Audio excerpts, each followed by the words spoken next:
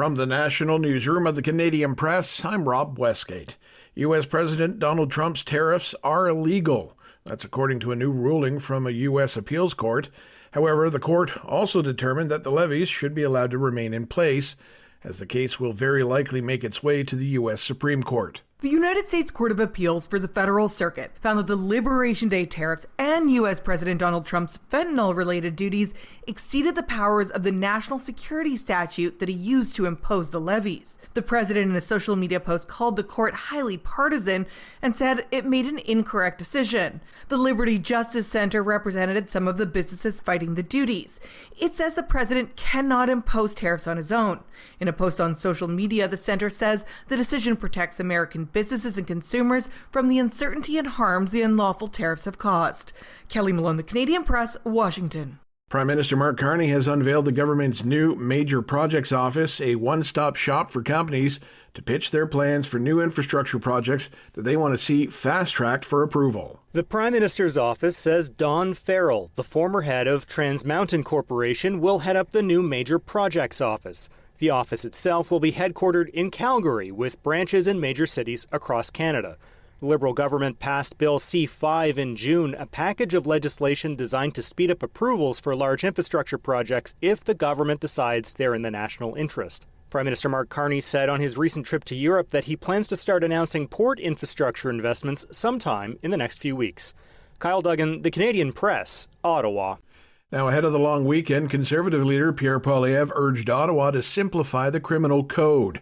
His call follows charges against an Ontario man who confronted an alleged intruder who was armed with a crossbow.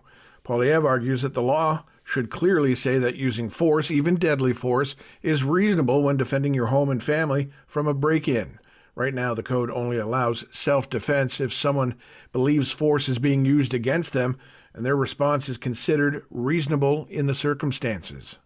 Overseas, where Israeli forces have launched their long-feared occupation of Gaza City, once a place of refuge for hundreds of thousands displaced by war, it's now being described by Israeli authorities as a dangerous combat zone. The Gaza Health Ministry recently updated the war's death toll to more than 63,000 Palestinians. And finally back home, where if you're thinking about heading to the theater this weekend, there are plenty of options. Buckle your seatbelt. In theaters, Austin Butler and Zoe Kravitz star in Caught Stealing, a new comedic crime thriller from Darren Aronofsky. Things are getting a little out of hand. Oh, you think? Also at the movies, another two-hander called The Roses, a reimagining of The War of the Roses, starring Olivia Colman and Benedict Cumberbatch. Mike Dubosky, ABC News. This is the Canadian Press.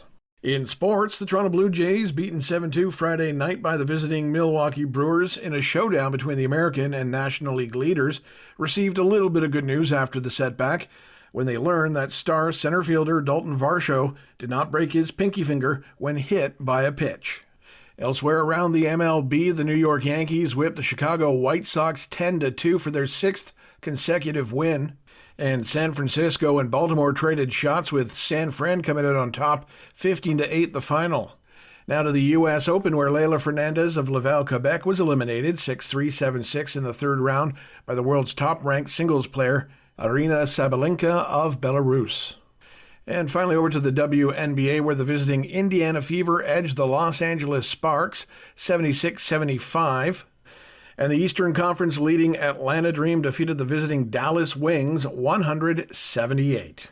From the Canadian Press, I'm Rob Westgate.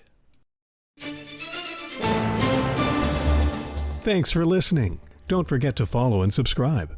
For more of today's top stories, visit thecanadianpressnews.ca.